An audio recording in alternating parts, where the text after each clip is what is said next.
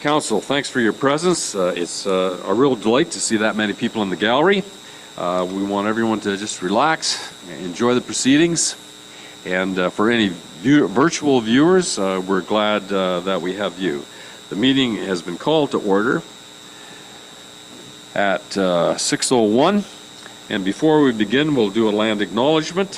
We begin this gathering by acknowledging that the land upon which we meet is the traditional territory of First Nations people who have a long-standing relationship with the land, water, and regions of Southwest Middlesex. We convey our respect to our Indigenous neighbors and thank them for their contributions to our culture, community, our past, and partnerships in the future. Disclosure of pecuniary interest. Any member of council have a pecuniary interest in the general nature thereof? Seeing no hands, we'll move on. Confirmation of the agenda. It's recommended that the agenda be accepted as circulated, the agenda of November 19th. Are there any errors or omissions?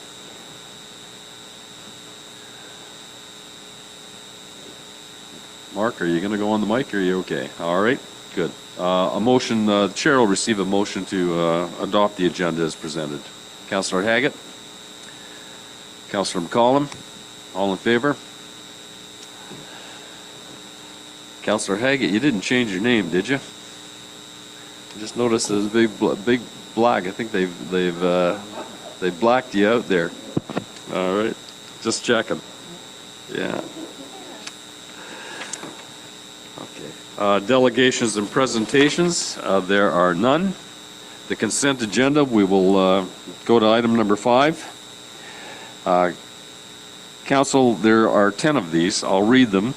If you'd like to pull any out, by all means do so. If it's a fairly light conversation, we'll adopt any changes you wish, providing it's passed by council. And if it's more complex, we'll deal with it in under new business. F1, draft regular minutes of the council meeting of November 5th.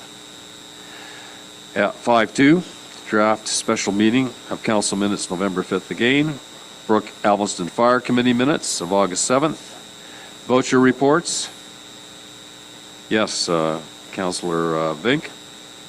Thank you, Mayor Allen. In the voucher report, there's this one item under Middlesex County, a number of items, and they're all blacked out. So I think we should have a little bit more information than just that. Yep, they're redacted for a reason. It would be for corporate liability. That's correct. Through to Councillor Bank, we have to redact anything that's confidential of nature, and as Council is aware, Middlesex County is our legal entity that acts for our municipality, and for that reason, we have changed the process in which how we are coding our invoices to give us better information for reconciliation, and then we do need to redact that description from the Middlesex County. Thank you. Any follow-up, Martin? Yeah, thank you, Mayor Allen. Yes, at least it could have said legal. Yeah. It didn't say nothing. Yeah.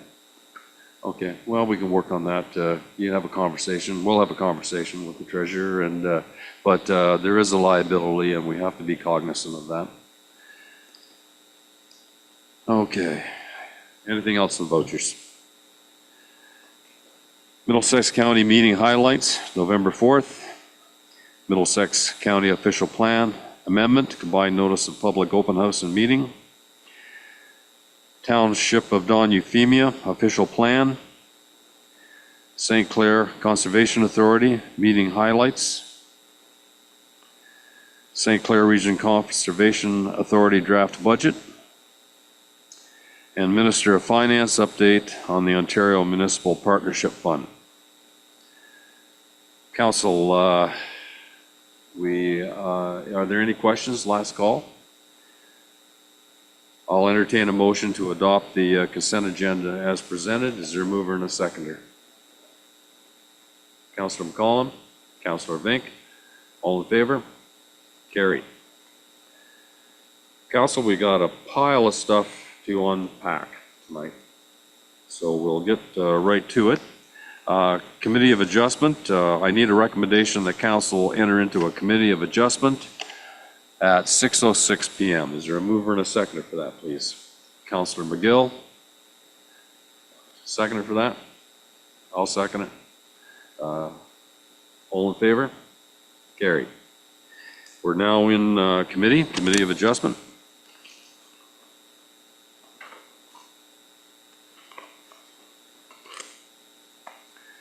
We'll call the Committee of Adjustment meeting together, 6:06. Disclosure of pecuniary interest. Any member of council have a pecuniary interest or the general nature thereof? Seeing none, we'll move on. Minutes. The minutes of October 15th of the Committee of Adjustment have been circulated. Any errors or additions? Seeing none, I'll entertain a motion to accept the copy of the previous meeting's minutes as circulated. Councilor Emery, Councilor McGill, all in favor? It's carried.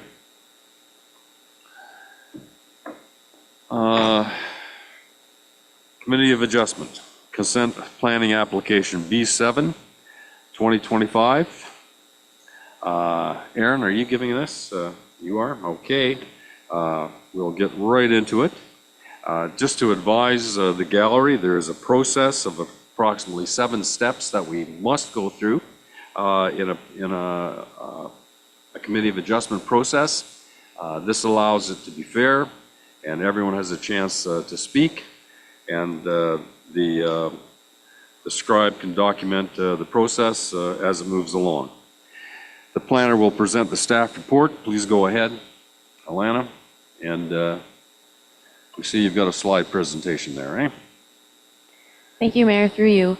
So the purpose of this application is to convey a parcel of land for lot addition purposes from 1989 Longwoods Road to be merged with the abutting property being 1997 Longwoods Road. So the subject property is approximately 74 acres in size and contains a single detached dwelling and 1 farm building, and is used for agricultural purposes in the form of a vegetable farming operation. The applicants have advised that the neighboring property to the east, known as 1997 Longwoods Road, which also contains a vegetable farming operation, is not large enough to be a viable operation with regard to meeting the demand of sales of their farm gate market or permitting the owners of 1997 Longwoods Road to make a living, and therefore this boundary adjustment is being sought to enlarge 1997 Longwoods Road. So the subject lands are designated residential and open space within the Southwest Middlesex official plan and are located within the settlement area of Wardsville, and the lands are zoned future residential FR with a holding provision within our zoning bylaw. So after the lot addition, 1997 Longwoods Road would be, the proposed lot addition would be 11.73 hectares or 29 acres. And the lands to be retained, being 1989 Longwoods Road, would be approximately 55 acres. So the provincial planning statement states that settlement areas shall be the focus of growth and development, and that land use patterns should be based on densities and a mix of land uses which efficiently use land and resources. And in this case, the proposed boundary adjustment would not prevent subject lands from being developed for residential purposes in the future. The proposal would also not prevent the neighboring lands from being developed, so this proposal does not offend these policies. The County of Middlesex official plan includes policies for community areas such as Wardsville, and Southwest Middlesex official plan also designates this area as residential, and they're intended to be primarily used for residential purposes for continued and future residential purposes. So this proposal does not contemplate new development or residential development, and as previously mentioned, no change in use is being proposed. The proposed boundary adjustment does not prevent these lands from being developed in the future. So the Southwest Middlesex official plan provides criteria to be evaluated when considering lot additions or boundary adjustments, and staff is of the opinion that the criteria have been met or are capable of being met through conditions of consent. So through the circulation of the public meeting notice, comments were received from the Public Works Manager, the St. Clair Region Conservation Authority, the Southwest Middlesex Chief Building Official, as well as the County Engineer, and these comments are included within the report. No public comments have been received to date. So staff recommend that the report be received for information and that the application be approved subject to the 7 conditions noted in the report for the reasons outlined in the report. Thank you. Okay, thank you very much, Alana. At this point, the applicant will be allowed the opportunity to speak. Do I understand there's a representative? Yes, how are you doing? Good, you come on, make yourself at home. We'll kind of fire up your mic there if someone could assist him. Yeah, that's good. You look like you're it, and yeah. Oh, not a problem, Yeah. not a problem. We're all good. And state your name for the record, and thank you very much for your attendance. Pleasure to be here. My name is Stephen Fernandez, and I act on behalf of the applicant, John and Rhoda Stolfitz, the owners of 1989 Longwoods Road. I will refer to this as the larger property, but I also act on behalf of the adjoining landowners, Paul and Verna Jancy, the owners of the adjacent property, 1997 Longwoods Road. I'll refer to this as the smaller property. So both families are farmers who occupy and work on these properties, which have 1 homestead each. As mentioned, both properties have vegetable farms, which support these families. Each family sells their vegetables to the people of Wardsville and surrounding areas through farm gate marketing and sales. As mentioned, the intention of the application is to complete a boundary adjustment and to convey 19 acres from the larger property to the smaller property to assist with and augment the viability of the vegetable farming operations on the smaller property.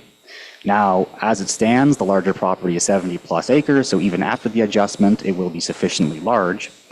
The smaller property, I understand, is presently 11 acres in size, but only 6 acres are really viable for farming because it's covered in bush. The size of viable land on the smaller property is not enough to meet demand of sales at farm gate independently, nor is it enough to support the Jancy family or to permit them to make a living. As noted in Alana's report, an overview, consistency and conformity with land use planning documents and the zoning bylaw is possible following provisional approval of the application. In a nutshell, the application maintains the status quo and doesn't really involve any substantive change to the use of the properties.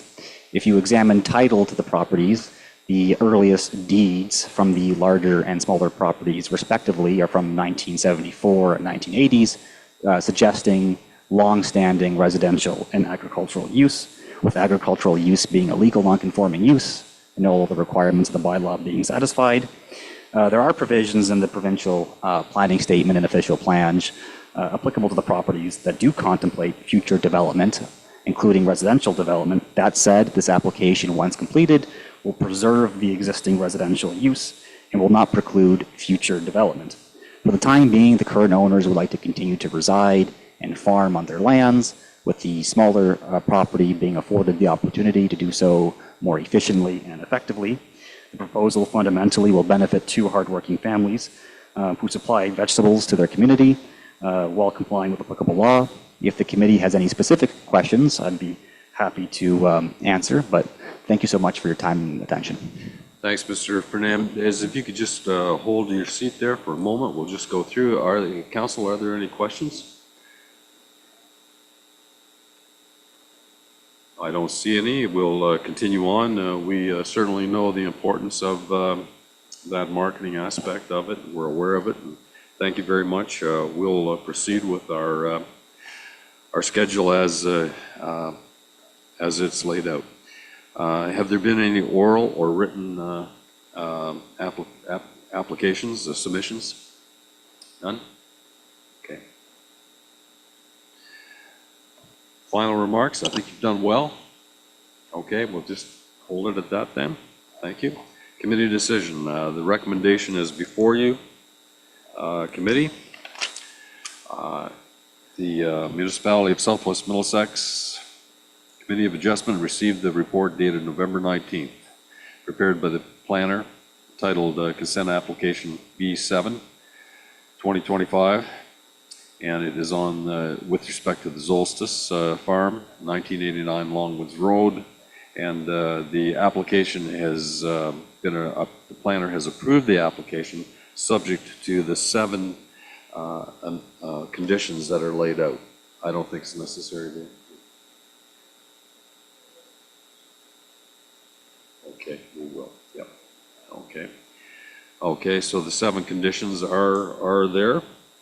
And are there any, when I say oral submissions, is there anyone in the gallery that would like to speak to this?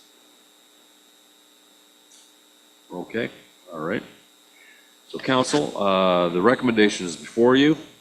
The planner has documented the 7 conditions that will bring that planning application to a reality.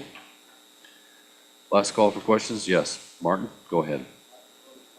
Okay, is there a seconder for that? Deputy Mayor Scholdice, any questions? All in favor? Carried unanimously. Thank you very much, Mr. Fernandez. Thank you. Good evening.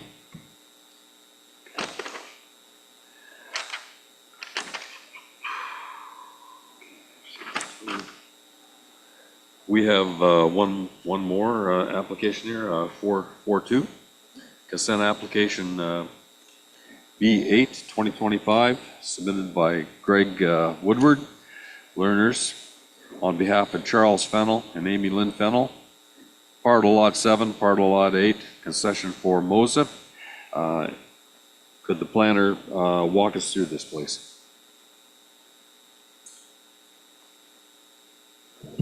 Thank you very much, Mr. Mayor. So this application before you today is a request for consent to establish a 9.1 meter wide access easement over the southern portion of the property located on CPR Drive. The property itself does not have a assigned municipal 911 address, so I will just be referring to it as the subject lands on CPR Drive. The property as a whole is approximately 10.7 hectares in size. It's divided into 2 separate parcels by the CPR rail line.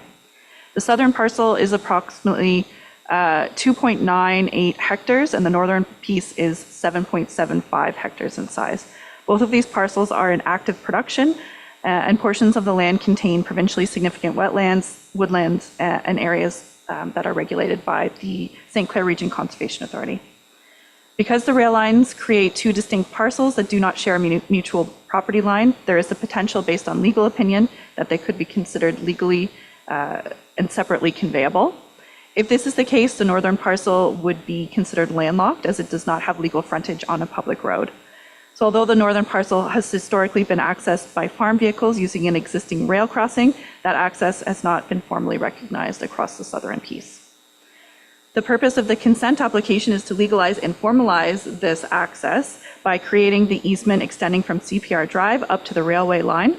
This would ensure that the northern parcel has full legal access across the southern piece and can continue to operate for agricultural purposes. The proposal is consistent with the provincial planning statement, which allows lot adjustments for legal or technical reasons, such as easements, provided that no new lot is created. It also conforms to the policies of the county and the local official plans, which permit easements that do not adversely affect agriculture.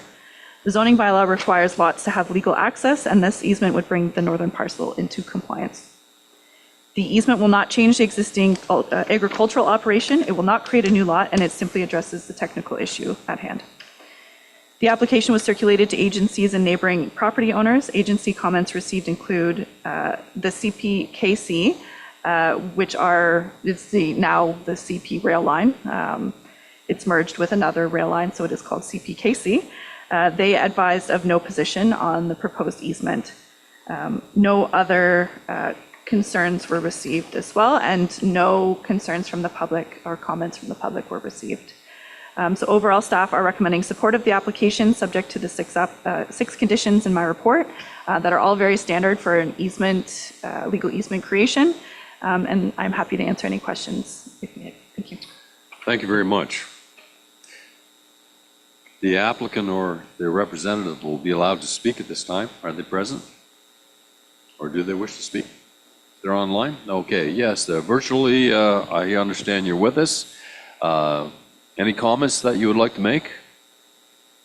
Thank you. Through the mayor to council, my name is Courtney Sinclair. I'm here on behalf of my colleague, Greg Woodward, who is the agent for the applicants. I don't have any comments tonight, but I'm able to answer any questions should you have any. Thank you. Thank you very much. We'll pull council in a minute for that, okay?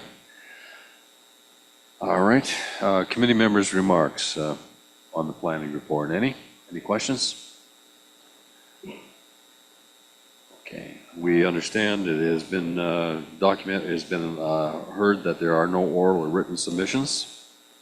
Applicants' final remarks, I think they have been waived. Committee's decision. The recommendation is before you, subject to the 6 conditions being met. Is there a mover and a seconder? Deputy Mayor Scholdice, seconder for that, please. Councillor McGill, questions? All in favor? Carried unanimously. Thank you very much. And planning, thank you for looking after this. We really appreciate that. Oh, yeah. Public, yeah, better late than never, eh? Yeah, I keep thinking that's under oral submissions, yeah. Yeah, you're certainly welcome to take my gavel, any one of you, if, any questions from the public? We're good? Good, thank you very much. You're a wonderful audience. All righty. Council, that concludes the Committee of Adjustment. I will entertain a motion to adjourn this committee at 6:22. Is there a mover and a seconder? Thank you, Ed Myers. Marjorie Emery seconded it. Councillor Emery, all in favor? Carried.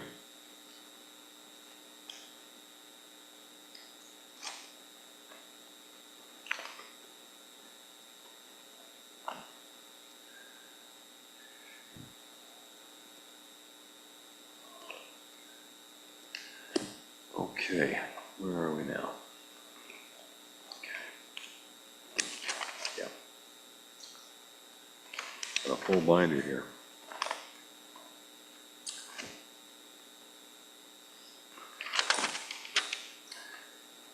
Public meeting, Court of Revision, Lethbridge Road Drain, 2026. Mauro, are you going to walk us through this? Oh, no, we're not. No, we're going to do this as a zoning. Right. Whole quarter revision. Okay, got it. Yep, will do. I got that. Yep. Okay, yes, quarter revision to study the allocation of funds to commit this drain. Mark, Don, Martin, Mike, will you gentlemen sit on this committee? Thank you very much. And we will temporarily adjourn the meeting at 6:23. And mover and seconder for that, please. Moved by Deputy Mayor, seconded by Mr. McCollum, Councilor McCollum. All in favor? Carried.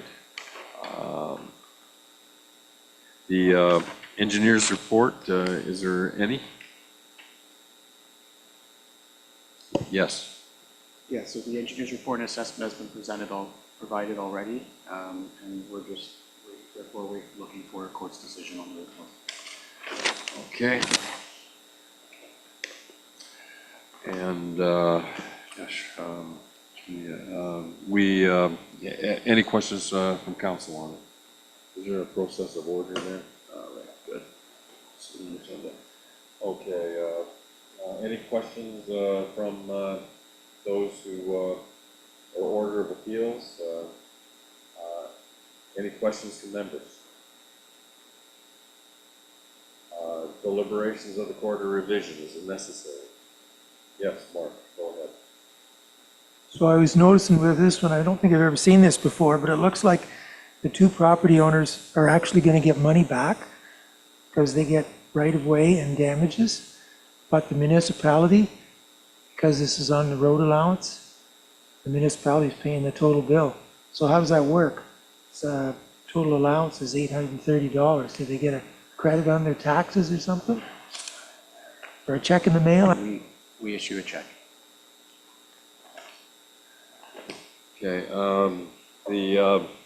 yeah, that's an interesting point. The recommendation is that the assessment levied by Street and Associate dated September 26, 2025, and adopted by provincial bylaw to pay for the drainage work known as the Lethbridge Road Drain 2025 be confirmed. The recommendation is there. No discussion on engineering, just merely assessment. Is there a mover and a seconder? Councillor Vink? Councillor McGill? All in favor? All opposed? None. Okay, good. Thank you very much, gentlemen. Is there, okay, all right. Ready to move, is there a mover to adjourn the Committee of Adjustment? Councillor McGill moved. Second, Councillor McCollum moved to adjourn the committee. Carried.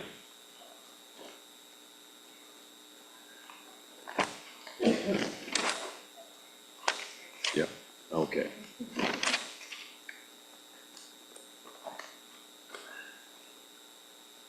Seven two, we're, when you make a planning change, you need a zoning amendment. So we're into that, 7.2. The zoning amendment bylaw application P11 2025, submitted by David Jensen's, 23 to 60 Mayfair Road. Planning, could you walk us through this? Thank you very much, Mayor. So this application before you concerns a property located at the southwest corner of Century Drive and Mayfair Road. The lands include a single detached dwelling, several farm buildings, and a large 780 square meter shop that was constructed in 2025. Portions of the land contain significant woodland, while the remainder is used for agricultural production. The applicant is requesting to rezone the property from the general agricultural A1 zone to a site-specific A1-16 zone. This amendment would permit two additional uses in the existing agricultural building: a farm labor accommodation unit on the second floor and a small-scale agricultural processing establishment to support the farm's operations. First, with respect to the farm labor accommodations, the applicant advises that the additional help is required to harvest produce grown on the farm, and that the rental housing options in the area are limited. The unit would house between 2 and 4 seasonal workers who are employees of the farm operation. It would be serviced by private well and septic, and no additional agricultural land would be removed from production because it's entirely contained within an existing shop. The proposed location meets the official plan requirements for proximity to existing buildings, appropriate servicing, avoidance of natural heritage features, and separation from nearby livestock facilities.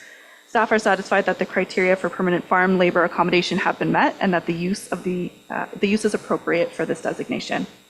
So the second component of this application is to allow an agricultural processing establishment, what the applicant refers to as a farm kitchen. The proposal is specifically to process garlic that is grown on the property into a powdered form for sale at local retail outlets. The activity would be small in scale, contained entirely within the existing building, and does not involve on-site retail. I have reviewed the provincial planning statement, official plan of the county and local Southwest Middlesex official plan, as well as the MAFRA's guidelines on permitted uses in prime agricultural areas, and I have determined that the proposal qualifies as an agricultural related use. It is directly related to farm operations in the area. It supports agriculture, benefits from being located in close proximity to crop production, and will not hinder surrounding farming operations. Use also meets the county's criteria for agricultural related uses, including servicing, buffering, access, and maintaining of the agricultural land and production. In terms of consultation, the notice was circulated to agencies and neighboring properties in accordance with the Planning Act. Southwest Middlesex Public Works Manager stated that they have no objections. The chief building official noted that a building permit and septic upgrades will be required as part of a building permit process. And the St. Region Conservation Authority indicated they have no concerns with the application either. And I have not received any comments or concerns from the public at this time. So overall, the proposed zoning amendment is consistent with the PPS, conforms to both the county and local official plan. I am satisfied that the proposal represents good planning and supports agricultural operations and maintains the long-term viability of the agricultural area. So my recommendation this evening is approval, and I've drafted a bylaw for council's consideration. Thank you. Thank you very much. As we proceed, the applicant is allowed the opportunity to speak. Do they wish? Good.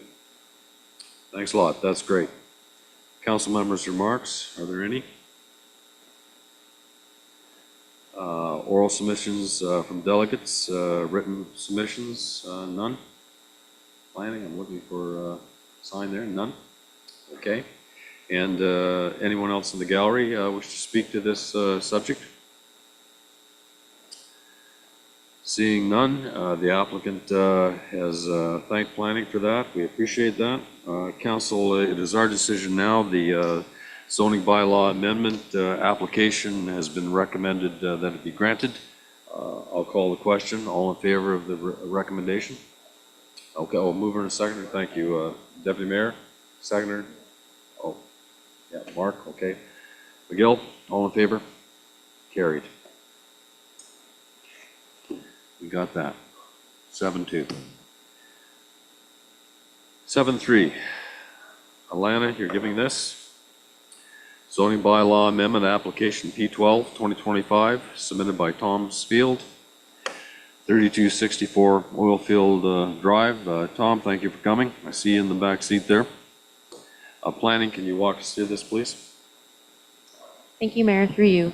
So the purpose and effect of this application is to implement a condition of consent B7-2024, which conditionally severed a lot with an area of approximately 1.85 acres in order to accommodate the disposal of a surplus dwelling as a result of farm consolidation. And so the zoning bylaw amendment proposes to rezone the severed lands of consent B7-2024 from the general agricultural A1 zone to the rural residential RR zone in order to recognize the residential use of the lands and also to limit the range of permitted uses. And the zoning bylaw amendment also proposes to rezone the retained lot of consent B7-2024 from general agricultural to agricultural A2 to prohibit the establishment of new dwellings on the remnant farm parcel. So as per the Southwest Middlesex official plan, a rezoning application was required as a condition of consent to prevent a residential dwelling from being permitted to be constructed on the remnant farmlands. And additionally, it was required that the severed lot be rezoned to reflect the residential use of the lands. Staff is of the opinion that the zoning standards of the RR zone appear to be met. And staff is also satisfied that the lands to be retained, being the remnant farm parcel, meet the minimum requirements of the A2 zone, as there are no minimum lot area or lot frontage requirements, and the lands are used for agricultural purposes. So a bylaw has been drafted for council's consideration. During the circulation of the public meeting notice, agency comments were received from the public works manager, the drainage superintendent, the county engineer, Hydro One, the chief building official, and the St. Clair Region Conservation Authority. And those comments are included within the report. No public comments have been received to date. So staff recommend that the report be received for information and that the zoning bylaw amendment be granted. Thank you. Okay. Still go through that process the same? Okay. So we will look at, the applicant is now allowed the opportunity to speak. Tom, you're certainly welcome to chime in here if you wish.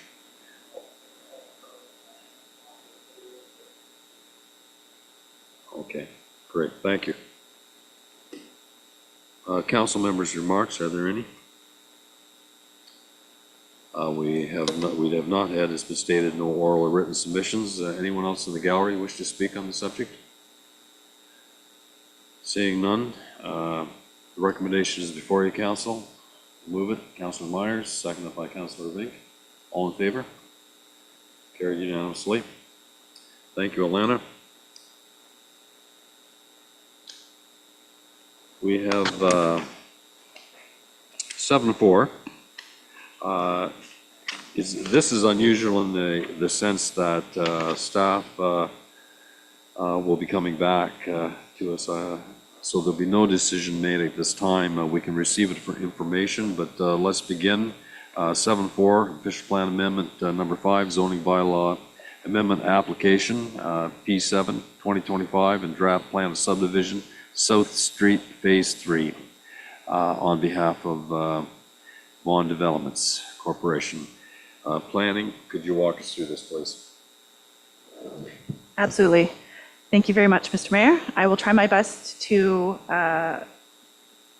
explain these three applications to the best of my ability and to make it as straightforward as possible.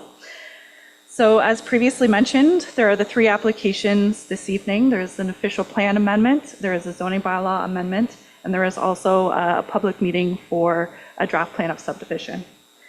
So the purpose of this meeting and the purpose of my report was to provide council with background information regarding the subject proposal and to allow the public to speak directly to council to voice any comments or concerns that they may have with the proposal. The proposal itself was circulated to property owners within 120 meters of the subject lands, as is required under the Planning Act. We are looking to facilitate any feedback from the community. Following this meeting, staff will consider all public and agency comments and provide an evaluation report, including a recommendation for council's consideration at a future meeting. The subject lands are an irregular shaped parcel located on the north side of South Street and east of Elizabeth Street in Glencoe. Subject lands are approximately 3.19 hectares in size and will have lot frontage of 20 meters on a future extension of South Street to the east. The lands are currently vacant of any development and are bounded by the CN rail corridor to the north, Phase 2 of South Street subdivision to the east, and existing residential uses to the south and west. Industrial uses, including an agricultural grain elevator operation, are located just north of the rail line, and a small portion of the property is regulated by the Lower Thames Valley Conservation Authority. The property was subject to a previous subdivision approval for what is known as the South Street subdivision. Draft approval of this plan was given on September 9th of 1986, a few years ago, and Phase 1 was completed in 1992. Phase 2 of this plan was granted a red line approval in 2021, but has not yet been completed. The purpose and effect of the plan of subdivision application is to create lots to support 19 single detached dwellings, 12 semi-detached dwellings, and 26 townhouse units. The draft plan of subdivision includes one internal road to the south, to connect to South Street, and a proposed extension of Elizabeth Street. Staff note that the proposed subdivision does not provide parkland, and stormwater management methods for Phase 3 include swales and storm sewers that will capture stormwater and direct flows to the facility provided in the Phase 2 of this overall subdivision. The purpose and effect of the official plan is to redesignate a portion of the lands identified as open space on Schedule C of the Southwest Middlesex official plan. On the location map that I have on the screen, I'm not sure if you can tell, but on the very sort of northeast tip of the proposal, there's a blue shape. That is the portion of the property that is designated as open space. The remainder of the property is designated as residential. So the official plan application is speaking just to that portion and is looking to have it redesignated as similar to the rest of the property being residential. The purpose and effect of the zoning bylaw amendment application is to rezone the subject lands from open space zone to several zones to facilitate the new development as proposed. So lots 1 to 32 would be rezoned from the open space zone to a site-specific residential second density zone. This is the portion on the sort of south side of the subdivision. This would permit single detached and semi-detached dwellings with reduced lot frontages of 10 meters, whereas the parent R2 zone requires a minimum lot frontage of 10.5 meters. Lots 33 to 57 would be rezoned from open space to a site-specific residential third density zone, which would permit townhouse dwellings with reduced lot frontages of 8 meters per unit, whereas the parent R3 zone requires a minimum lot frontage of 30 meters. So while that does appear to be quite a significant decrease, it's because the R3 zone contemplates the property as a whole. So 30 meters for the property as a whole, whereas we are looking at on a site-by-site or lot-by-lot basis in this case. So 8 meters would be the frontage of each individual lot. They wouldn't be required to be the 30 meters as the zoning bylaw kind of states right now. In support of the applications, the applicant submitted a number of reports that have been reviewed by our engineering team, as well as I think we circulated to CN and a number of other agencies. The applicant has revised the draft plan of subdivision based on some comments, which resulted in the loss of one lot for a single detached dwelling, and the revised plan is attached to my report. I will not go through all of the policy information that I provided in my report. I went into a lot of detail to make sure that we covered all of the relevant policies and regulations that were appropriate. I will skip right to my others consulted section. where notice of the application again was circulated to all of the relevant agencies and departments. There was as this is a county file, the subplan of subdivision is a county file. It is done circulation at the county level as well as at the local level as well. So this is a compiled version of all of the comments received at both agencies. CN Rail provided a number of comments, most of which can be addressed through draft plan conditions. I will note that a lot of them have already been addressed through the review of phase 2, including the noise and vibration study. Chippewa, the Thames First Nations identified minimal concerns. However, they did request that if there's any changes made, that they are notified before approval. Hydro One advised of no comments or concerns at this time. Lower Thames Valley Conservation Authority did provide a number of comments in relation to hydrology and the stormwater design. Those can be addressed through revisions to the technical reviews or at the draft plan approval stage when they are working through the detailed design work. Southwest Middlesex Chief Building Official advised of no objections. Southwest Middlesex Manager of Community Services and Facilities identified that Southwest Middlesex does not have any plans to develop a park on South Street. They feel that Glencoe has sufficient number of parks and park space. So that was in direct relation to the conversion of the designation from open space to residential. Thames Valley District School Board identified no concerns. Our Southwest engineering team, we use Spreet. They have provided a number of comments that have been included and attached to my report that you can review. Again, most of them can be addressed at the detailed design work that is done once draft approval has been received. We did receive one written public comment, and that is from 250 South Street in Glencoe. They have concerns that the drain that runs along the back of the properties on the northwest side of South Street handles all of the stormwater from the properties mentioned above. If new lots are approved, as shown in red, will the drain remain as is and functioning to handle the stormwater? So again, that comment speaks directly to drainage, and we are open to hearing any and all public input tonight. I will take everything that is received from council, all the comments, as well as comments received from the public, as well as all of the review from our technical studies. And at a future date, I will provide another report to council with a recommendation, and a decision can be rendered at that time. Okay, thank you very much. We will still go through the planning the process, the public meeting process. Is the applicant available to speak on this subject? Yes. How are you? Good. Just sit down. You got a desk there, and just state your name for the record, and you're all set to go. Fantastic. Thank you for having me this evening, Mayor Mayhew and members of council and members of public as well. My name is Laura Jameson. I am a planner with Zelenka Priamo here representing the applicant, Vaughn Developments. First and foremost, thanks to Aaron, Alana, and the rest of the planning team for the thorough presentation and working with us on this file thus far. I'll keep my comments brief for the time being because Alana did do a very in-depth presentation previously. Just to summarize, there are 3 applications that we'll be seeking approval for. The first will be a draft plan of subdivision, and that is at the county level. There's an official plan amendment specific to the change of, as Alana mentioned, just one small portion of the property from open space to residential. The rest of the property is already designated for residential uses. We're simply seeking to recognize that across the entire property. And then we're also seeking a zoning bylaw amendment to rezone the lands from the open space zone to site-specific residential.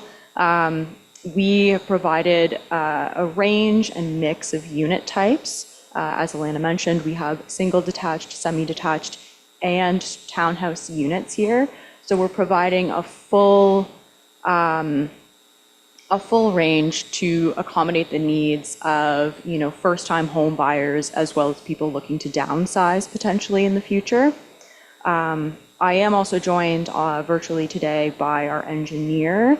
His name is John Backer from Development Engineering, as I'm aware that there are some servicing and drainage concerns from the neighborhood on this site. I will speak to it briefly, but I will pass it over to John for any of the more technical items. Just from me on this, as was mentioned, we've done some due diligence and submitted background reports in terms of noise and vibration. We do have a preliminary servicing and stormwater report, which John will speak to in more detail, but essentially all of the stormwater from South Street Phase 3 will be contained within that area, and then it will be drained through the new road down to South Street Phase 2, which will have the stormwater management pond on it. So there will be no impacts to the existing lots from a drainage perspective. We've also done a review. We understand that the sanitary pumping station in Glencoe is undergoing upgrades to increase the capacity, and we've been discussing this with municipal staff for quite some time, and there is capacity within that system for this development. So I will leave it there for now. If you have any questions, please feel free to ask. And as I said, John, if there's anything more technical, is available online to answer those. Thank you. I think perhaps if John, there is probably some concerns from the public, and our purpose here is to get the information out. Perhaps a better knowledge of what's going on will accommodate it. John, I'm going to give this opportunity to you to introduce yourself and maybe give us some introductory remarks on the plan of subdivision. Absolutely. Thank you, Mayor, members of council, members of the public. My name is John Bacher. I work for Development Engineering, and I'm the civil engineer of record representing the proponent Vaughan Developments. So this is the roadway going through the center of the proposed development is planned to be a municipal right-of-way, which means that it will include all necessary municipal servicing, utilities, water mains, sanitary sewers, storm sewers. I believe there was a concern of drainage, which Laura, I think already addressed. So we'll be proposing new storm sewers through the middle of the roadway, which will include catch basins extending into the rear yards to pick up any rear yard drainage. So the proposed development will be designed through the detailed design process to be self-contained. I believe the comment also mentioned about some existing drainage patterns along the rear yards of the existing South Street. So we will not be planning any construction outside of the limits of this property. So any existing drainage features within those rear yards would be maintained and would function just as they do today. As Laura mentioned, there's actually a couple of pump stations downstream of the site. There's one of the lots in the existing South Street development area. One of the lots contains a local pump station. Our firm has conducted an assessment of this, which was approved a number of years ago as part of the Phase 2 approval process, which showed that local pump station has capacity to support this development, in addition to obviously the existing development out there and the future Phase 2, which we spoke about briefly. Water main is, there's going to be two connections for the water main that's going to run through the proposed road, one out to Elizabeth Street and one to the existing South Street water main. That should improve looping in the area is the term that we use. Basically, it provides redundancy in case of water main breakage. It helps provide better water turnover for improved water quality. And then we've done some preliminary assessments to support the draft approval to show that the existing water system can support both domestic and fire protection demands. Laura also mentioned that there's a stormwater management facility proposed as part of the Phase 2 development, which will be the future extension of South Street to the northeast. This is an approved stormwater management facility. We call it a stormwater retention pond that will provide quality and quantity control, and downstream erosion control for any stormwater, and that matches all of the it meets all of the modern best management practices and legislative requirements. So I think that's it as far as my spiel, unless there's any specific questions. Thank you. Thank you very much. Welcome. Council members' remarks, any questions to John, engineer? Yes, Mark, go ahead. Councilor McGill? I have a question about roads and also about drainage. Now, on roads, it looks like this would connect to South Street, where South Street currently ends. Is that correct? That is correct. But what about on the other end? Because it comes down towards Graham Street. Would Graham Street be maybe continued on and hooked into the end of that? I don't believe there's a plan to do that at the moment. I'm sorry. Yeah, that's an interesting question, Mark. Every time I drive by there, I notice Graham Street does end, but we have a planner here. Speak to it if you like.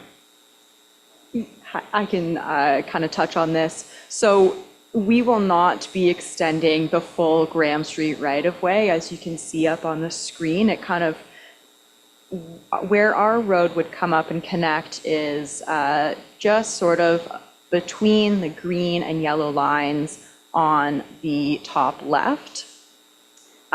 We're proposing to have the road turn, that's owned by the municipality at this time. We're proposing to develop the road just to turn there to connect out to Elizabeth Street, but there will be no further extension to Graham Street. Okay, yeah, that answers that. So this new road would hook into Elizabeth, but not Graham, according to the present proposal. And then on the drainage, I think over the next few years, we're vastly increasing the capacity of the Glencoe outlet drain, but I'm not sure, does this even go into the Glencoe outlet drain, or does this drain like out to the east in a different direction? There's a local open municipal drain that runs at the I guess the northeast limit of the phase 2 lands, and that's right where the stormwater management facility is proposed. So it's at the down gradient direction as far as topography is concerned, and it's being proposed. It's approved and proposed right at the end of the phase 2 lands to the northeast. It was designed also to support a portion of the existing South Street road. You can see there's kind of just an open ditch at the end of the turnaround there.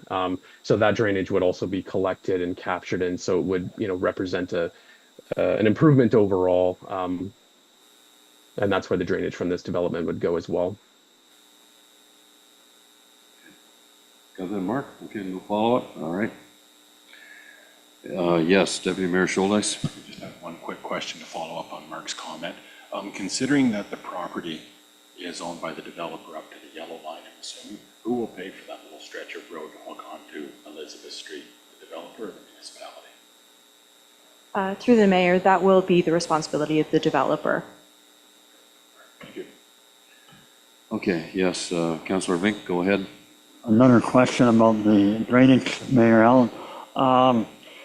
The Curry drain, I think it's the municipal drain, has that been studied whether the municipal drain can handle all this extra water?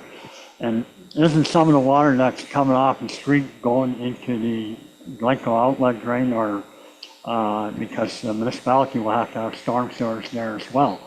So they are already having a bit of a problem, I believe, on South Street, on the south side, where the water is not getting away. And so if there's more water being added to this, then it's going to cause more problems. Yeah, John, would you like to? Yeah. Yep. Yeah, absolutely. So as part of the assessment of the municipal drain, when I believe a number of years ago, the capacity was improved to relieve some local or some drainage concerns at the time. And as part of that, they had done an assessment of the lands tributary to it, both the phase 2 lands that were already approved, where the stormwater management facility is proposed, and the Phase 3 lands here, the subject of this proposal, are both assessed and tributary to that drain. So that's based on the existing grassed surfaces, which don't generate as much runoff as paved surfaces, and that's the purpose of the stormwater management pond. It will fill up and then slowly draw down over time, so that it doesn't overload the capacity of that drain, based on what it was designed for as a municipal drain. Okay, yes, one follow-up, Martin. Okay, thank you, Mayor Allen. Well, I don't think you really answered my question. First of all, you didn't really answer whether the municipal drain can handle all the extra water, and you didn't really state where the water on the streets, where it's going. So the water on the existing street goes through the storm sewers, which go through just an open cut channel going through the Phase 2 lands. There you can kind of see it on the aerial image. So I didn't, that was back in the 80s. It was before I was born. So I don't know exactly what the drainage situation is out there currently, but all of that will be captured and collected into the new stormwater management pond. It's designed for that. So any existing drainage issues, I'm not sure about. There are storm sewers out there, so we'll just be capturing those storm sewers. And as far as the capacity of the drain, the drain is designed was designed under the Drainage Act, and so that was designed by someone else. So our job is to make sure that when the water goes towards the drain, that it's bleeding out at a rate that's slow enough that it doesn't exceed the existing conditions, which is what the drain was designed for. Okay, yes, Deputy Mayor Schultes? Where is the stormwater management pond located? So as part of the Phase 2 development, at the very northeast, you can see kind of the property lines kind of taper in as we go towards the northeast. It's right at the end of that. There's a combined stormwater management and park block that was approved as part of that development. And knowing that these Phase 2 lands were going to be, or Phase 3 lands, I'm sorry, would be brought online at some point in the future, we had designed it to also account for these lands as well. Thank you. Okay. Welcome. Council, any further questions? We have, at this opportunity, is there anyone in the gallery that would like to speak to this? Okay, yeah. Okay, Kim, would you like to come? Yeah, Kim, if you'd like to come to the mic and state your name for the record.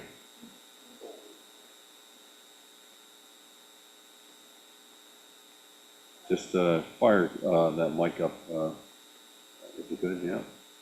Kimberly McCullough. Okay. Dear Mayor and members of council, as a concerned resident of South Street, I'd like to express my strong opposition to the proposed zoning amendment that would rezone existing open space for residential development. Our neighborhood was intentionally designed with open space parkland as a defining long-term feature. Removing it contradicts both previous planning commitments and expectations of current residents, many who have built and purchased based on the availability of green space lands. This area provides important value to our neighborhood and contributes significantly to our quality of life. Its loss would negatively impact our community in several ways. Loss of community green space, residents rely on the open space for recreation, walking, and general access to nature. It was one of the few remaining green areas with close proximity to our homes, and its removal would be deeply felt. Our community's identity is tied to its small town feel. Walkability and access to natural space, increased development in this location would alter the characteristic permanently, as well as being more strain on our infrastructure. Additional housing will lead to vehicle traffic on our already narrow, busy local roads. This raises safety concerns for families, seniors, cyclists, and pedestrians. Once the open space is developed, it cannot be restored. The area currently supports stormwater absorption, wildlife habitat, and natural cooling benefits. Deer are often spotted behind our home, as well as there are snapping turtles in the area. Additionally, grain dust and red dog from Agris across from the tracks already reach many of our homes. New residential buildings situated even closer to the source would be heavily affected, raising air quality, health, and livability concerns.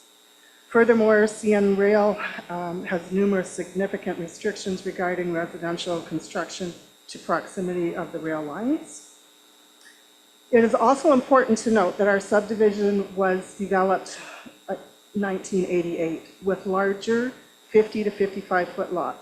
Even with those size parcels, it took many years for the final remaining lots were not sold until 2019.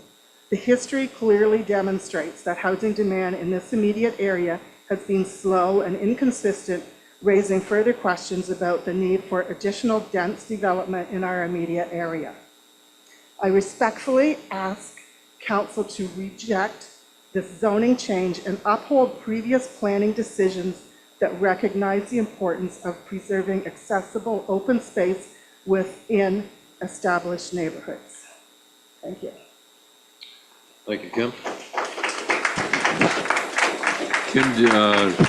Kim, do you have copies of that presentation that you made? Okay, perhaps give it to Marjorie and we can just pass them down. Or I also copies of the petition. Okay, that's good. Well, as long as our scribe has them, we'll be fine. Colleen, yeah, just make sure Colleen on the desk in front of me there, right on the end. Yeah, she's got them going this way now. Yeah, she'll forward those to the planner as well. John, are you still with us? I am. Yeah, John, we take public participation seriously, and I'm sure you do as well. So at a future time, after you assess the presentation, which you'll get a copy of, perhaps you can get back and see what can materialize here, and to see if those concerns can be validated or mitigated in any way. Absolutely, I'd be happy to. Okay, all right. And thank you. Are there any other people in the gallery that would like to speak to this? Yes, go ahead. Yeah. Yeah. Hi. How are you? Yeah, grab a chair there and just push that mic button, that gray button on the mic, and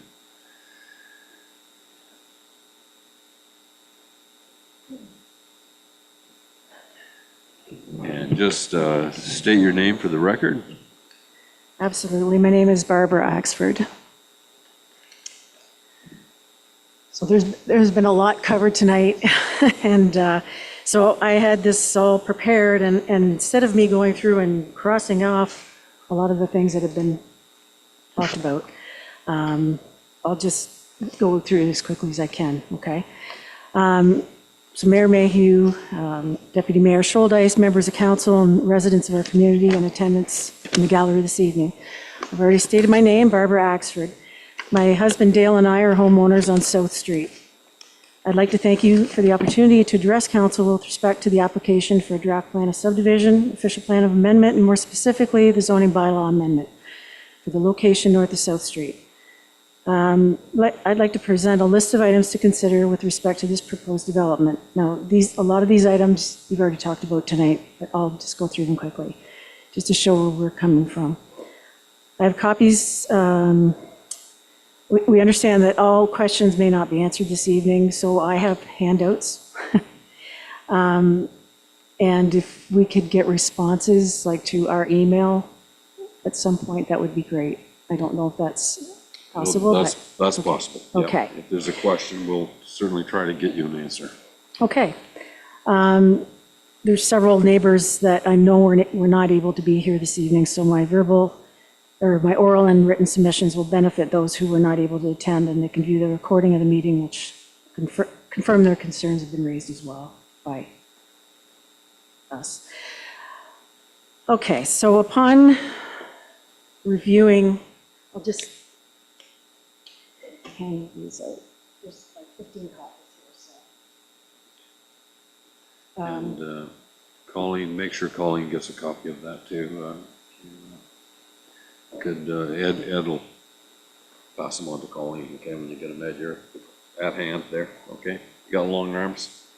As neighbor Kim has very eloquently read her letter to everyone about our concerns, I'm going to go speak more on the water and drainage issues, et cetera. So the homeowners affected by this matter are overwhelmingly and respectfully opposing the approval of this application. Further, anyone who we've spoken to throughout the community are equally concerned and opposed with all of the proposed development through our entire community. Like, there's so many developments going on. Upon reviewing this application, the following are items to consider: increased stormwater runoff versus open space. We've heard about that tonight. Need for stormwater management on site. We've heard about that this evening as well. Maintaining flows in the rear yard drainage ditch along the south side of the new lots. That's been touched on tonight as well. Capacity of existing water system to handle domestic and emergency flows. Possible water service interruptions when connecting new water mains. Possible hydro service interruptions when connection is made to existing grid. Capacity of existing sanitary sewers downstream of new development. That's been touched on as well. Increased traffic flows on South and Elizabeth.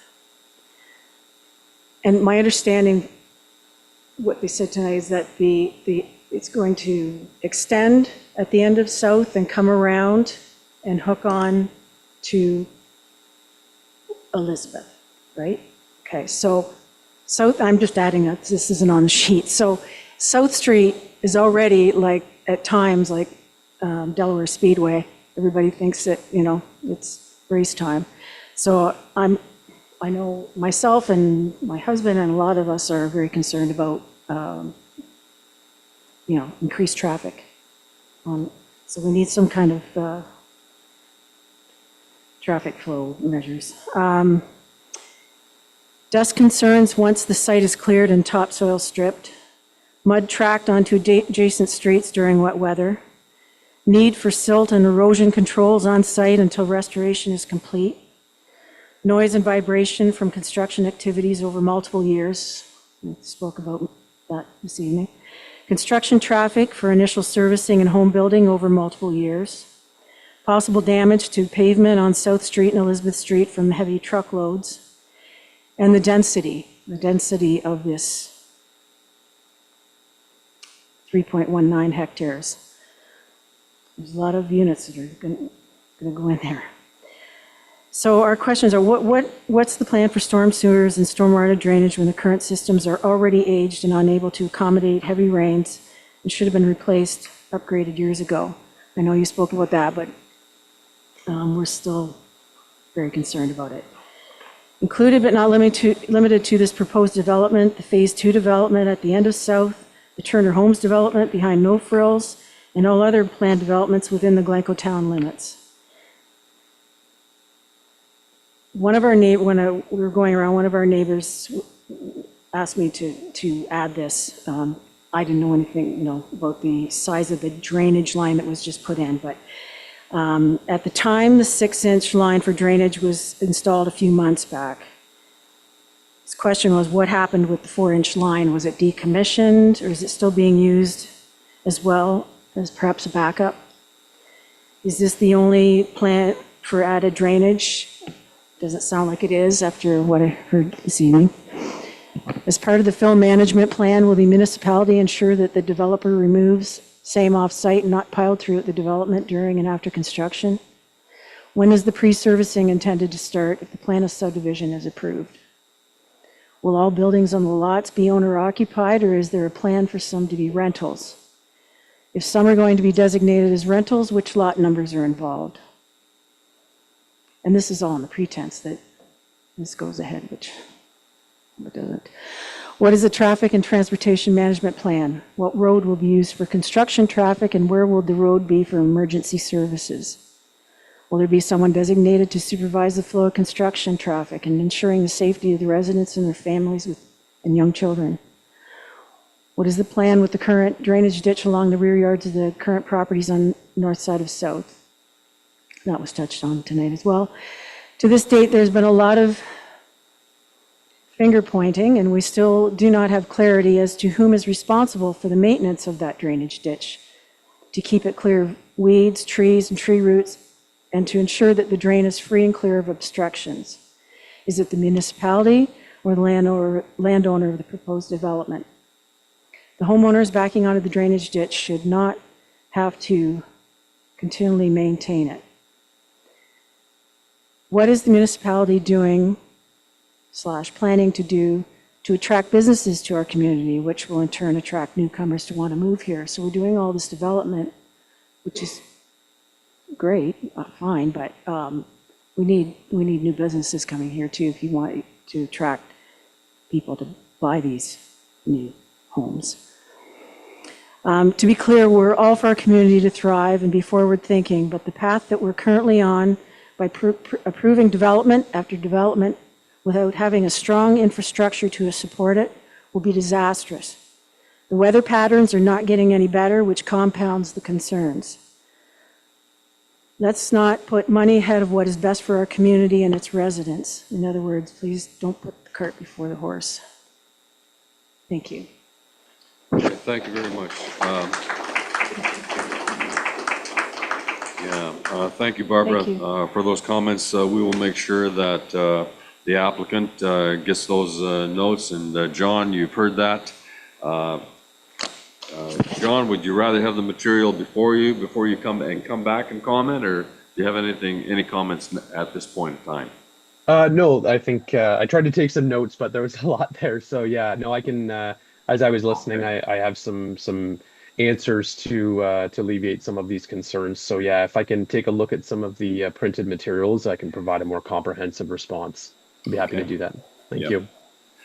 I can assure the audience that over the course of the last 7 years, we've taken drainage seriously, and particularly in the last 3 years with this council. It's been stellar. We are planning improvements to drains that have not been improved since 1949.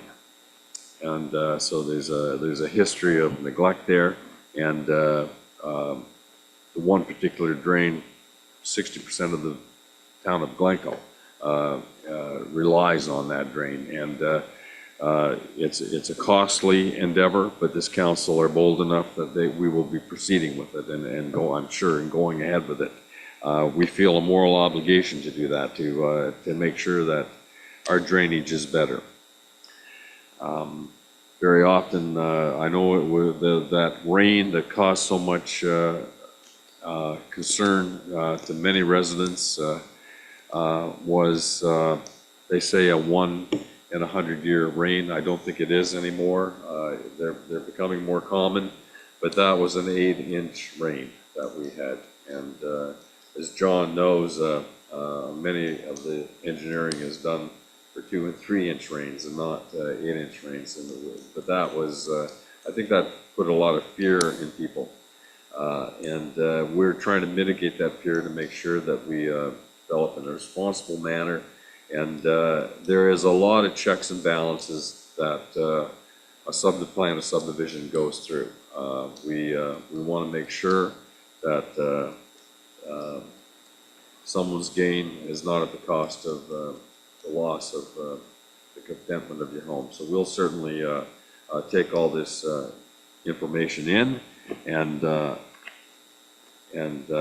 it'll be reviewed at many levels. So we're not making a decision on this tonight. That we'll be receiving this report for information, and that staff will provide a subsequent report evaluating the application, taking into account all the public and agency comments received, and a recommendation for council's consideration at a future meeting. Okay, you bet. That is what the council will proceed tonight. Any more concerns from the public? Any other presentations? Yes, go ahead. Please find your way to the chair.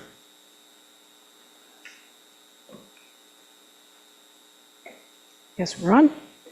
Good evening, Elizabeth Cummings. I live at 218 South Street.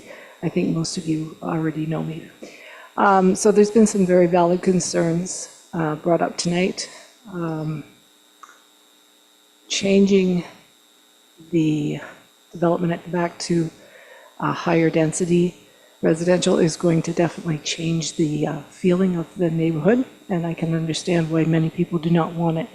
And there's some very valid concerns with drainage and servicing as well. Right at this point, I just wanted to make a couple of notes. I'm happy to discuss them further later, but a couple of notes that I have noted from living in the area for quite a few years and from previously being employed and hearing concerns from neighbors and ratepayers at the time.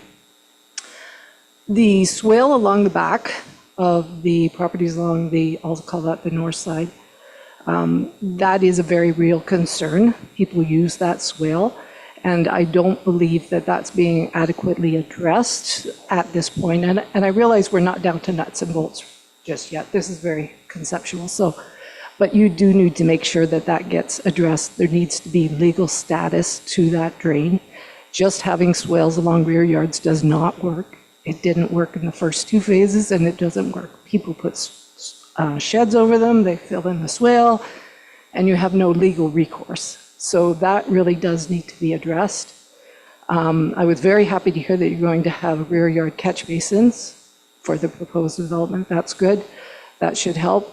You're going to do your stormwater control. Barbara brought up a very good point about people speeding down South Street. It is like a speedway. I don't know how there's so many cars going up and down, but there is. Perhaps you could look at asking the developer to install sidewalks, because for those of us who have to walk on the street, there's no sidewalk. If there's going to be more traffic, it's at least something should be looked at. Traffic calming measures. There's various things I'm sure you all know. The other thing that I would say, I walk Elizabeth Street quite often, and you're going to divert a lot of traffic down there. You should look at an agreement with the developer to have that street upgraded. It's not in great shape, and if you're going to put a lot more traffic down there, it's going to be in bad shape really quickly, and you're going to have a lot of traffic going that way. So at least in the development agreement, you should look at having them pay for part of that, I would say. The municipality shouldn't have to do it all at once. Perhaps it is already on there. I haven't looked at your 10-year plan, but maybe it's already there. But that's another concern that I have. And I understand everybody's concerned about drainage, but I think, you know, the municipality, like you say, has put a lot of effort into upgrading servicing, and all the pieces are in place for that. I understand that, but there's little things that you just need to make sure are attended to, and I know that really is later on in the process, but I just wanted to have those concerns out right now. Thank you very much for your time. Yeah, thank you, Liz. Yeah. I see Colleen's been busy writing, Liz. We'll make sure those comments are documented and will be forwarded to the engineers and staff. Last call for public. We'll take one more if they're there. Okay. Seeing none, we'll move on. Council decision to receive this information, all of this information received tonight. The accounts as information collected, and that staff come back to us. Yes, Colleen. Oh, is that right? Oh, gosh. Sometimes we forget those that are with us virtually. Yeah. Okay. Yeah. John, do you have a guy riding shotgun with you there? Have you? Or? No, just me today. Thank you. Okay. Appreciate your time, everyone. Okay. Okay, Mike, would you like to address council? I would like to say, good evening, everybody, and we take these comments, we're gonna try to work with everybody's concern and see what we can do and make sure, we can't make sure everybody's happy, but we'll try our best to, to accommodate everybody's concern. And I'd like to thank you for your time. Okay, thank you, Mike. Mike, your last name? El Mace. Okay, yep. Thank you, Mike. That can be a difficult objective, making everyone happy, but we'll certainly try. We'll try. Yeah, try to do that. For sure. Anyone else virtually that would like to speak? Okay, council, we must move on in this. Yep, go ahead. I'm just relaying a question from somebody on South Street that asked me to ask this. Council has not made a decision on this, but I was asked if this was to go through, when would you estimate building would start, when they would start seeing houses being built?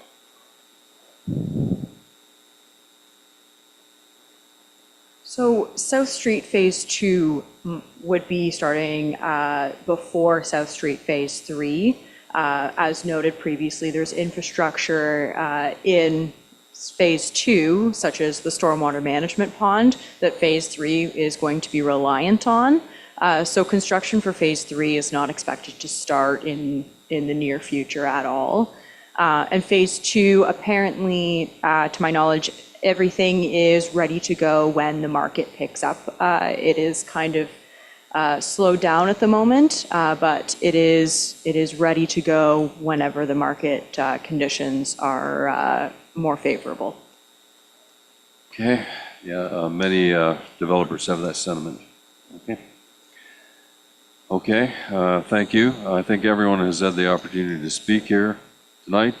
Council, you're aware that you're receiving this report for information and that staff will provide a subsequent report evaluating the applications, taking into account all public and agency comments received with a recommendation for council's consideration at a future meeting.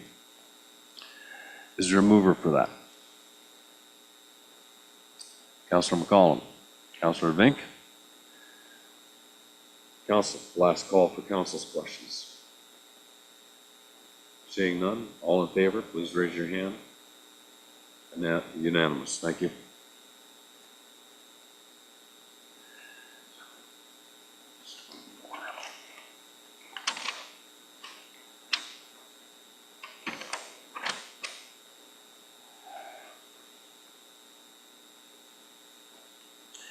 We're at number 8, staff reports. Chief Administrative Officer Amanda has put a lot of work in this service delivery and service excellence initiatives. Could you walk us through this, Amanda? Yes, thank you. Through you, Mayor, and to Council. So before you is a report outlining the Service Delivery and Service Excellence Initiative, which was intended to provide a comprehensive internal review of our administrative operations, workflows, communication technology, customer service practices, and organizational capacity. Staff was engaged in the process through surveys, and I mean administrative staff were engaged in the process through surveys, time tracking, activity review, and team discussions, and really their input helped identify both strengths and areas for enhancement for the municipality. And just want to thank all of our staff team for their assistance with putting this together.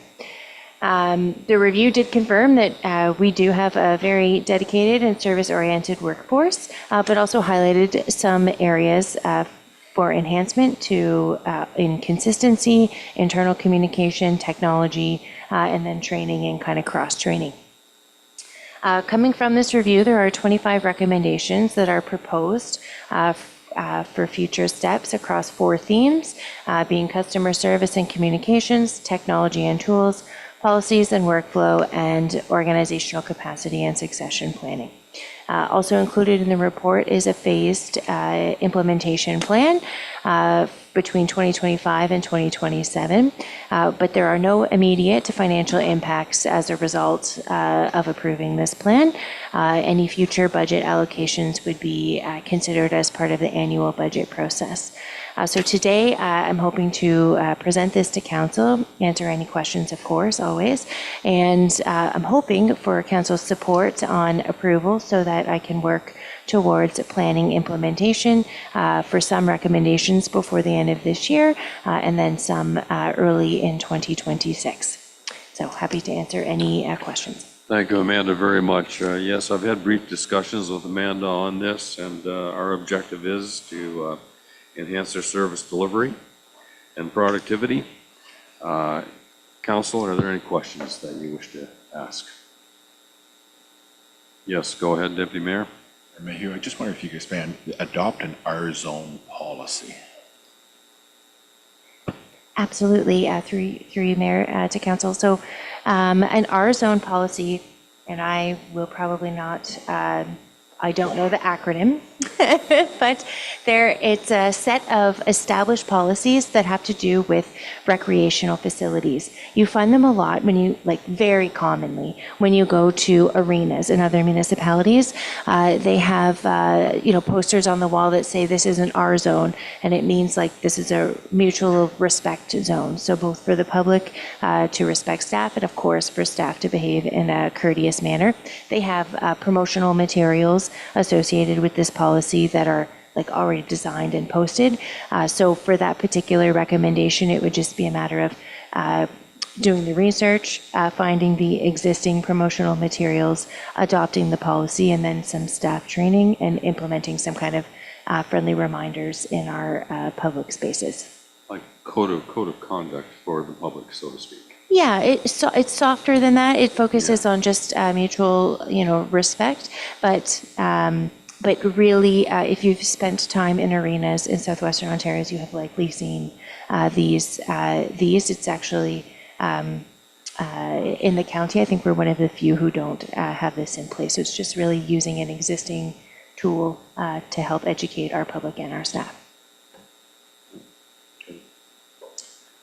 Any other questions from council? Council, the recommendation is before you. The council approved the report of service delivery and service excellence initiatives, the finding and recommendations, and that council endorsed the recommendations as a framework to guide the municipality on going forward in service delivery and organizational improvements. The rest of the recommendation is before you. I'll give you a minute to peruse it. We'll continue getting questions. Councillor Myers, please go ahead. Okay. Is there a seconder? Thank you, Councillor Haggett.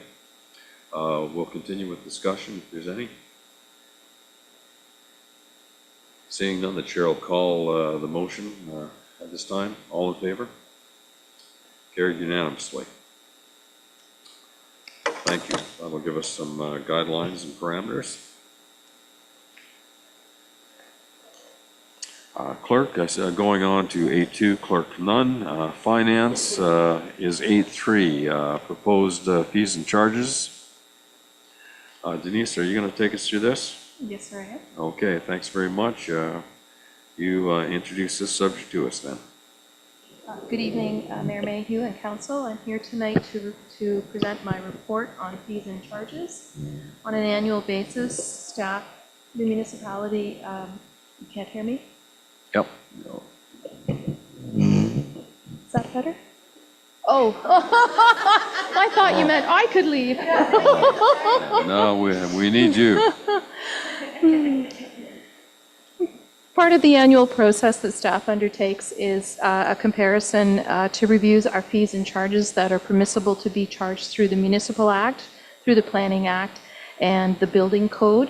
It's an annual process where we go out to market and we make sure that our fees are in line and are reasonable and defendable based on our staff rates, our machinery costs, and in most cases are not fully recoverable, but they do serve as a cost recovery so that the user that is using the facility or the particular fee is, we have a recovery mechanism so that the entire cost isn't shared across the municipality.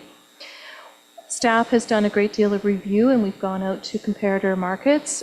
Staff is proposing, historically, we have used the September over September in-year CPI, which is 2% this year. We've also reviewed 2023. We did a large review of the fees and charges, and we went back out to make sure that a lot of the rates were still in line with the market comparators, and some of them have been left unchanged. Some of them have been updated based on best practices. Where there have been changes, you're going to see them mostly in the facility and in the recreational areas where we have recovered the CPI, the 2%, and that's reflecting the changes that the municipality incurs for wages and, again, equipment, machinery costs, and payroll costs. In most of the KIT situations for facilities and recreation, for ease of the users, we've rounded it to the nearest dollars. HST is included. I'll take you back to one of the main changes that we've made for Public Works is we have removed from Schedule D the $8,000 current fee that is in the current bylaw. The municipality is just doing some housekeeping there. We do not offer a 2-inch water meter any longer, therefore it should be removed as it's not an option. Going back to rec and facilities, again, those have been inflated by the 2% recovery and rounded to the nearest dollar. I have received a submission that isn't in the report from planning. We had our friends in planning review our planning and development charges for Schedule E that isn't referred into the report. They're asking for one addition. Currently, we have consent to sever. It's a $1,750 charge. However, there are discount charges added. There are 2 of them currently, and they're asking for a third one to be added in the amount of $500, and that is if a consent to sever is being sought after, if an additional easement is needed for that sever, that it's a fee of $500 rather than a duplication of $1,750 times 2. That is reasonable and in line with the 2024 fees. That is a summary of what we have done with the fees and have in forward to Council for their review and endorsement for tonight, and I'm happy to answer any questions. Thank you very much, Denise. It's certainly good housekeeping to make sure that we're attuned and sustainable. Council, are there any questions that you'd like to ask Denise through the chair? Yes, Councillor Vink, go ahead. Mayor Allen, to Denise, you mentioned about the planning and development. I don't see the figures on here. That is correct, Councillor Vink, through you, Mayor. At the time that the report was being written and was proposed for the agenda, I had not heard back from planning. I heard back from them yesterday, and they're asking for, so in your report is the additions and changes and modifications only to the 2024 fees and charges bylaw, and they're asking for us to add that fee. So you're correct, it is not in the printed document in which you have. I'm walking that on as an additional charge of $500 that would be added when you receive the bylaw. Okay, yeah, follow-up there. I know myself, I think ratepayers would be interested in knowing what the figures are for services, planning, zoning. I wonder, could we get a list sometime? Yes, sir, they are included in the 2024 current fees and charges bylaw, which is printed and published on our website. Okay, thank you. Continuing on, asking questions. Yes, a couple there. Yeah, go ahead, Deputy Mayor. Thank you, Mayor Mayhew. I'm just wondering, under user groups, reduced facility rental and service fees, that Sundays at the station and app and cruise days are scratched out, and I'm just wondering why that is. I think you'll receive a report from Community Services that I'll be happy to participate in presenting in the next few minutes, in that they have been proposed to be crossed out based on the report that you're going to hear and receive. They are not necessarily not-for-profits, but they have been considered as a waived fee in the previous bylaws. And we also have our new community grants, and we're hoping that our friends at the Sunday at Station and the app and cruise days will be applying for a council grant. Yeah, I think that's an important terminology, council grant. You know, we need to know who is using our facilities, the contact information, and it's an application that people that we have dealt with for many years that we'll have to make sure that we can give them the privileges of being a local organization. But in order to document who they are and what their objectives are, there will be an application process, and I trust staff with the terminology and how that'll be written, but I know that it has to be written carefully. I know that. We've had bad experiences in the past of people having to apply to get a benefit from the municipality. And it was prior to existing people in administration, but we know that the document that will be going out must be worded very carefully, and I'll talk to Amanda about that in our conversations that we have on a weekly basis. But it's critical that that verbiage in that document be done right. All we're trying to do is make sure we know who they are, where they are, what they want, and how we can help. Okay. Denise, thank you very much. Any other questions? Jody, you're okay? Okay, good. Recommendation is before you. Chair will ask for a mover and a seconder for this recommendation. Thank you, Councillor Myers, very much. Seconded by Councillor Haggett. Last call for discussion. All in favor? Carried unanimously, okay? All right.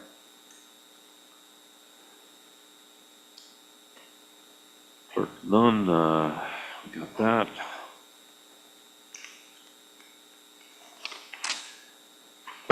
Laurel, we appreciate your attendance tonight. I know you're wearing a couple of hats recently, and we know that can be a burden. But if you could walk us through the recommendation for the McAlpine Drain Tender Award. Yes, thank you. Through the Mayor to Council, this report represents the tender results for the McAlpine Drain tender results. We received 6 bids. The tender process complied with our municipal procurement policy for goods and services. The recommended tender is within budget. Staff recommend awarding the tender to Van Bree Infrastructure, and I'm available to answer any questions that you may have. Okay, thank you. Council, an invitation for questions has been extended to you. Do anyone want to take advantage of that? We're talking about the McAlpine Drain. Recommendation is before you. Seeing no questions, is there a mover and a seconder that the tender be awarded to Van Bree? McCollum, thank you. Fink, thank you. All in favor? Carried. And if you can walk us through 842, Curry Drain. Okay, so through the Mayor to Council, Council is being asked to receive the Drainage Superintendent's report regarding the Curry Drain in Karishka, I think is pronounced. Karishki? I don't know if I'm pronouncing that correctly. Kareskas? Yeah. Thank you.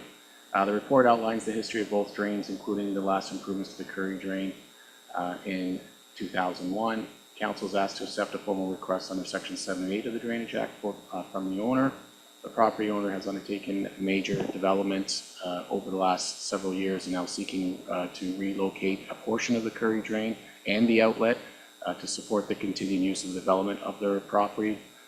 All costs associated with initiating and completing the proposed drain improvements will be assessed to the requested property owner.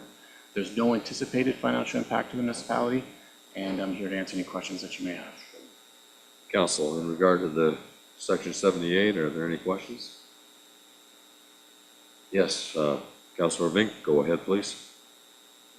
Thank you, Mayor Allen. Tomorrow, I think I mentioned something about Curry Drain earlier on South Street. So I think we're talking about same drain, is that correct? I believe so. This is the bottom end of the Curry Drain. It's so it would most likely carry some of the water from that development. So again, I mentioned something about that we have to make sure that the drain is capable of handling the water from South Street. Yeah, and your comments through the Mayor to Councillor Vink, your comments were received and heard, and I think that will have to be assessed through the drainage engineer for review. At this time, I don't have an answer to that question. We'll have to have Street look at it.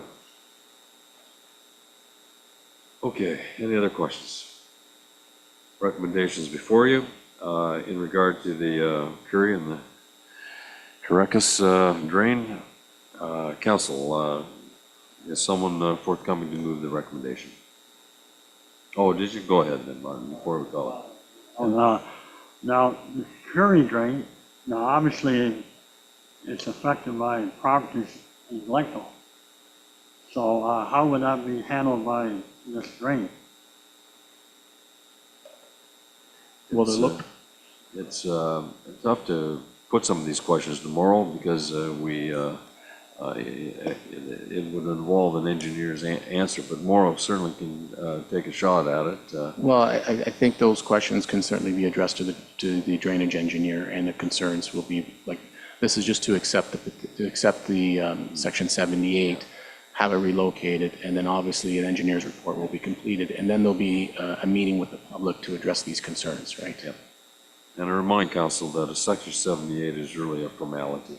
You know, we're obligated to accept the section 78 if someone requests it under the Drainage Act, okay? So that's the process that we're gonna move forward on. Okay, is there any other questions? Last call from the chair. Seeing none, will someone move the recommendation of the section 78? Councillor McCollum, Councillor Emery, all in favor? Carried. Okay, we're on 8.5, Community Services and Facilities.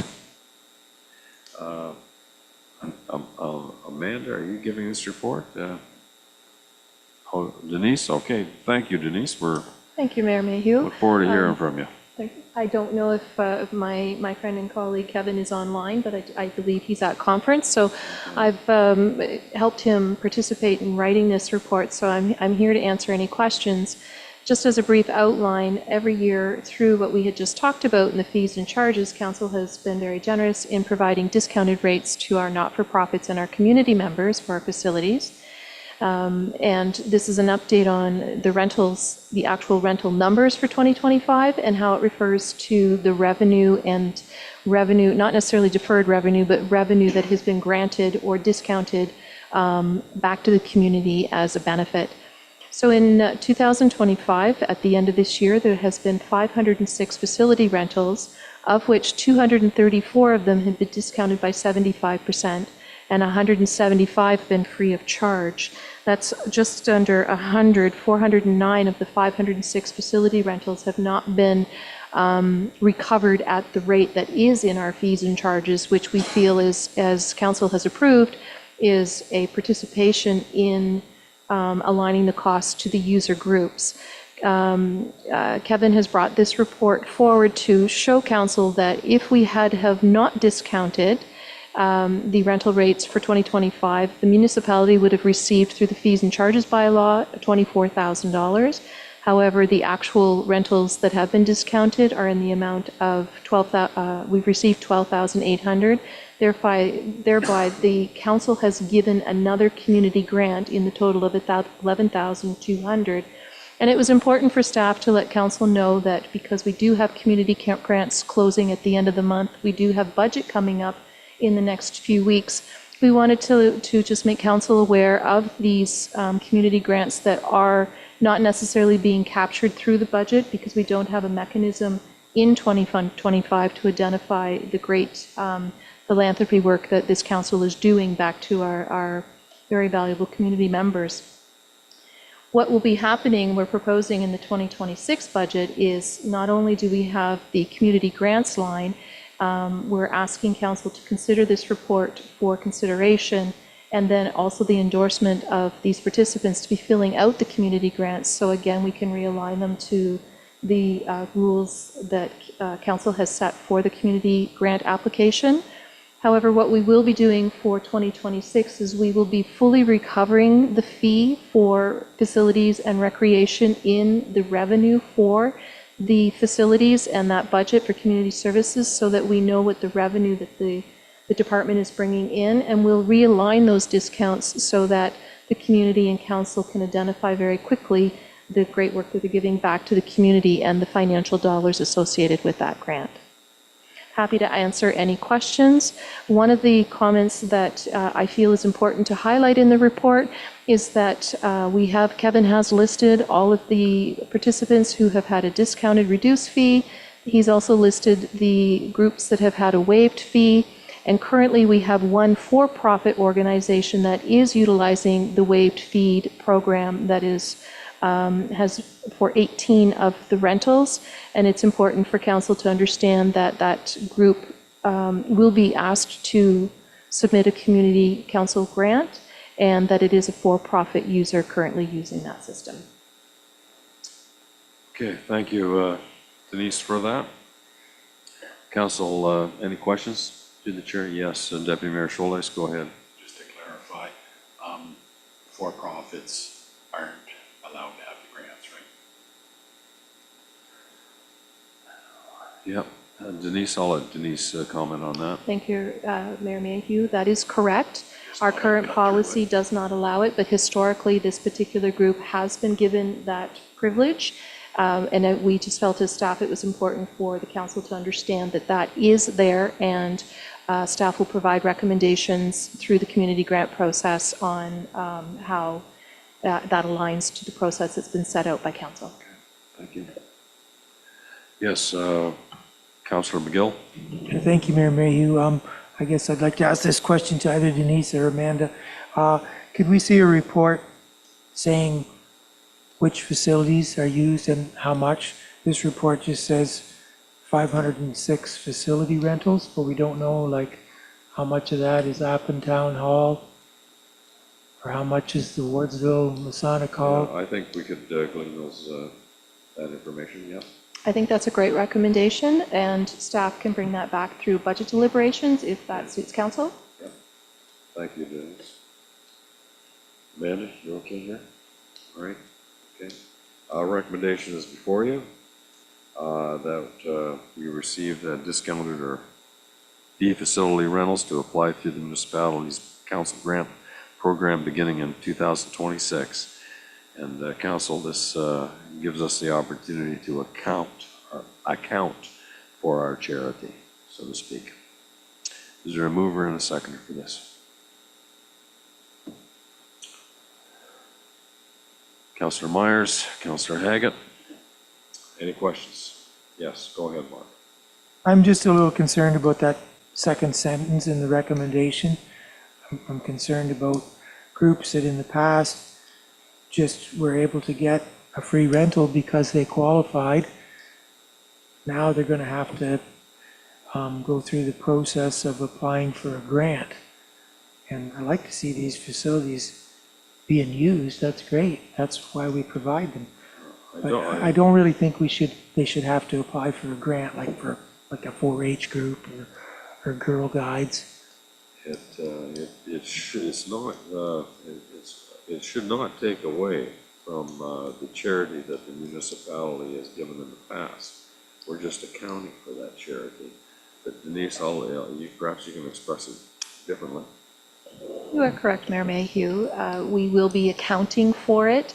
Our hope is, council did adopt a community grant policy.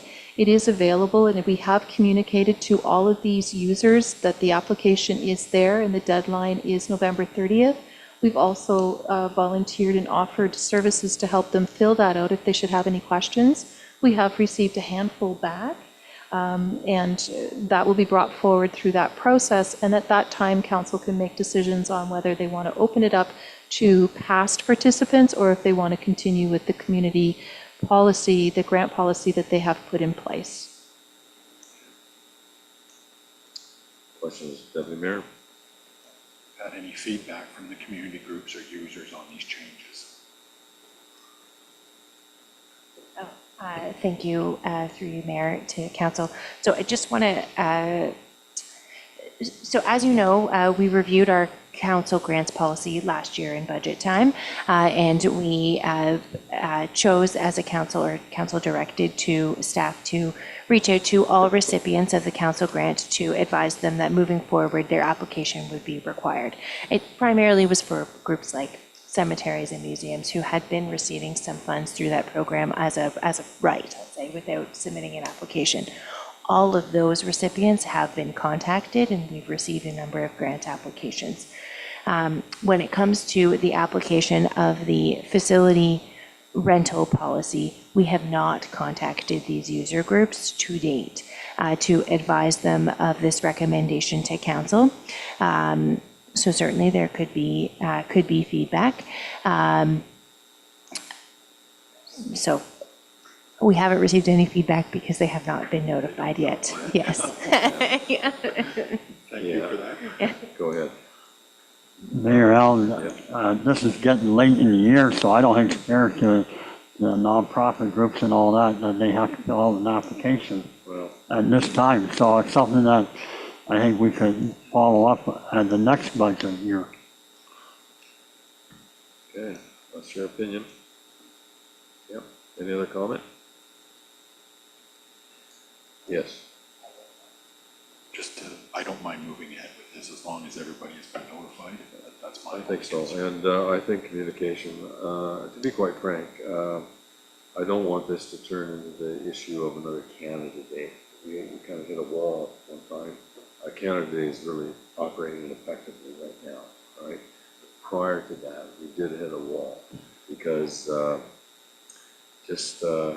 notification was not constructed in a manner that explained the situation, and it was awkward. Okay, so we want to make sure that we do reach out to these people. And listen, I'll tell you, we have, and I'll say it publicly, we have a great communicator in the CAO, and I know a man that can use those talents. Probably one of the best I've seen, and I've done a lot of writing in my lifetime. So we'll make sure it's done right. Okay? Is that okay with you? All right. Okay, it's been moved and seconded. Cheryl Collin, all in favor? All opposed? Motion is carried. Okay, where are we now?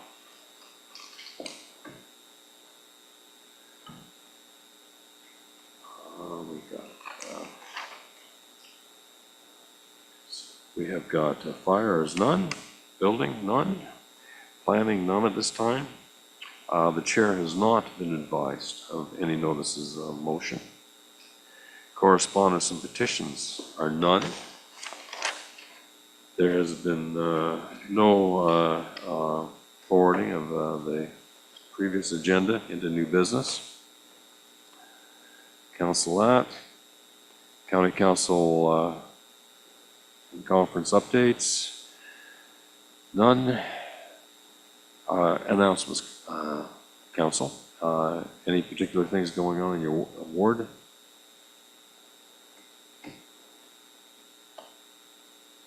I'd just like to give praise to the people who ran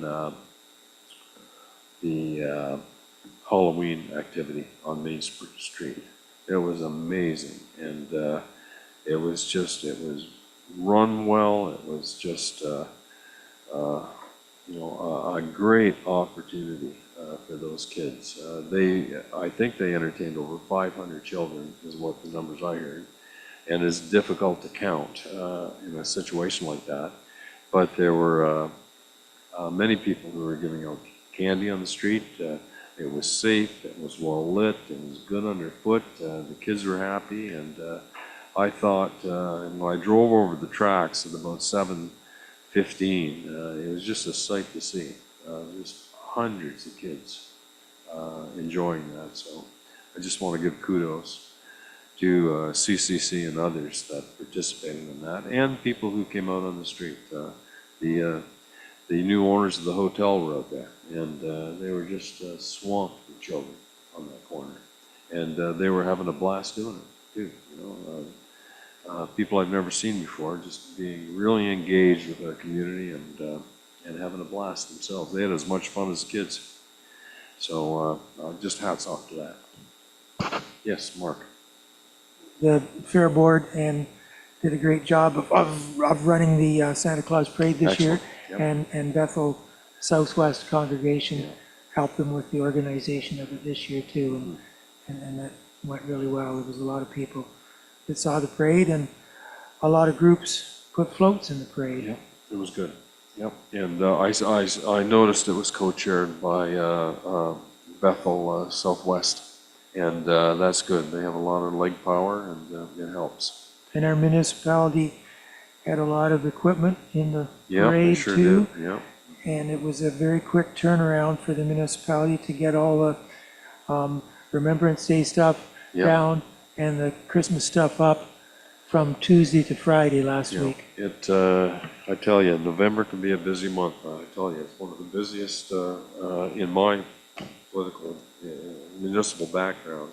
I mentioned it to Amanda yesterday, I believe, that November is always a crazy month, and it is. There's a lot of things going on. But anyway, we've got our volunteer base is very important to us, and I know as we enter into this application process for grants that we're going to have to realize that. And I think there's going to be some telephone calls made, I hope, prior to it. And don't forget that you people represent Ward 1, 2, and 3, and you know, give a neighbor a heads up that you know, our facilities are available to you, but make sure you get that grant application process in. Nothing wrong with that at all. Okay, that's our job, communicate. Okay. We have got closed session. Is there anything for close? Okay, there is. So pursuant to section 239 of the Municipal Act 2001, that the regular meeting of council of the municipality of Southwest Middlesex be temporarily adjourned at 7:57. 57, yeah. And to permit the holding of a meeting in closed session for the purposes of closed meeting minutes, closed items, section 239 and section 239K, proposed or pending acquisition or disposition of land by the municipality or local board. Section 2392K, a position plan, procedure, criteria, and instruction to be applied to any negotiations carried on behalf of the municipality or local board. Is there a mover and a seconder for that? Councillor Haggett, Councillor McCollum, all in favor? Carried. We'll just let Colleen get us off